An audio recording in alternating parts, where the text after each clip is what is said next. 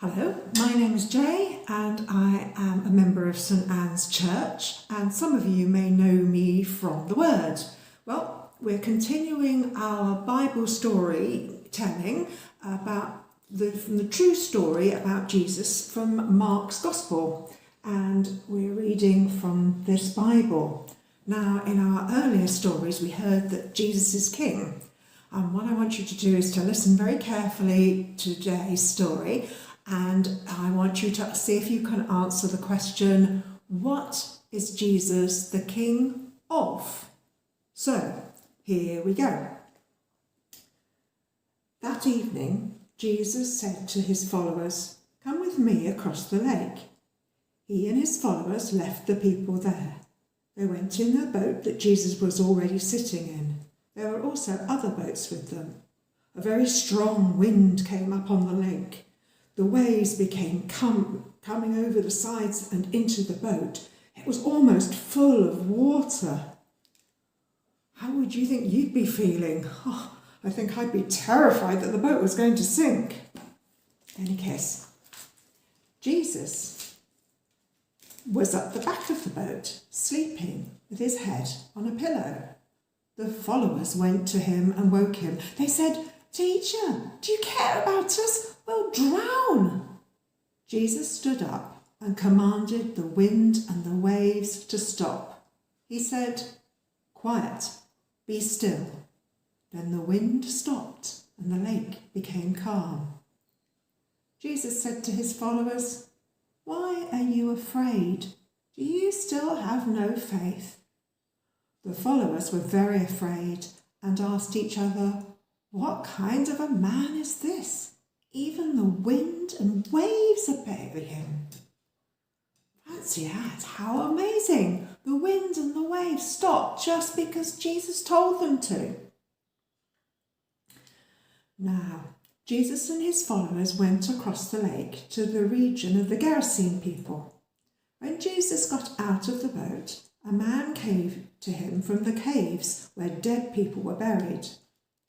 This man, who lived in the caves, had an evil spirit living in him. No one could tie him up, not even with a chain. Many times people had used chains to tie the man's hand and feet, but he always broke the chains off. No one was strong enough to control him. Day and night he would wander around the burial caves and on the hills, screaming and cutting himself with stones. While Jesus was still far away, the man saw him.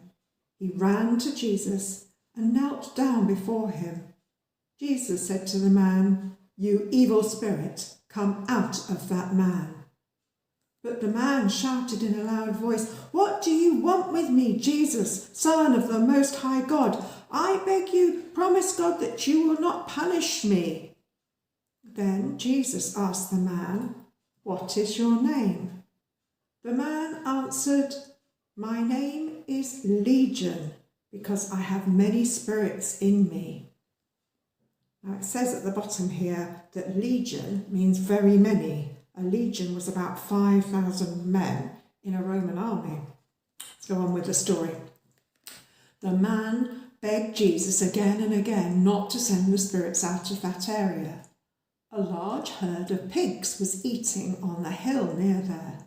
The evil spirits begged Jesus, "Send us to the pigs, let us go to them." So Jesus allowed them to do this. The evil spirits left the man and went into the pigs. Then the herd of pigs rushed down the hill into the lake and were drowned. There were about 2,000 pigs in that herd.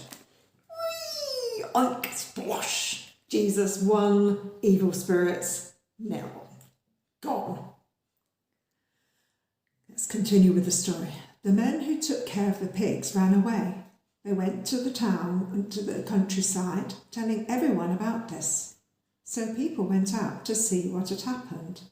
They came to Jesus and saw the man who had had the many evil spirits.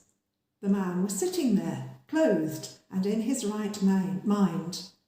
The people were frightened. Some people were there who saw what Jesus had done. They told the others what had happened to the man who had the demons living him, and they also told about the pigs. Then the people began to beg Jesus to leave the area. Jesus was getting ready to leave the boat. The man who was freed from the demons begged to go with him, but Jesus would not allow the man to go. Jesus said, "Go home to your family and friends. Tell them how much the Lord has done for you and how he has had mercy on you." So the man left and told the people in the 10 towns about the great things that Jesus had done for him, and all the people were amazed. What's going to happen next?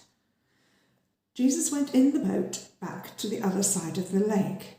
There, a large crowd gathered around him. A ruler from the synagogue named Jairus came to that place.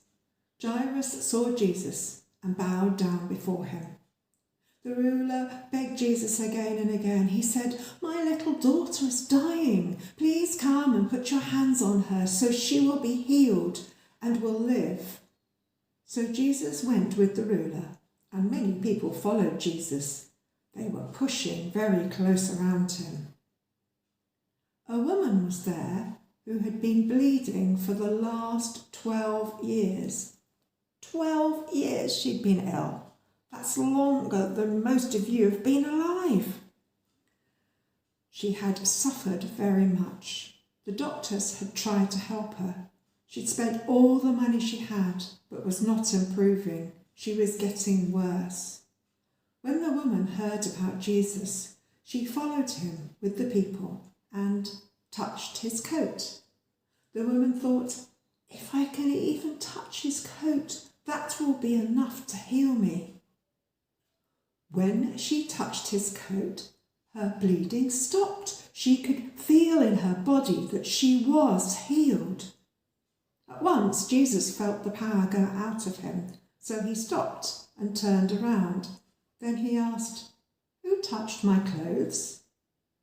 The followers said, "There are so many people pushing against you, and you asked who touched me?" But Jesus continued, looking around to see who had touched him.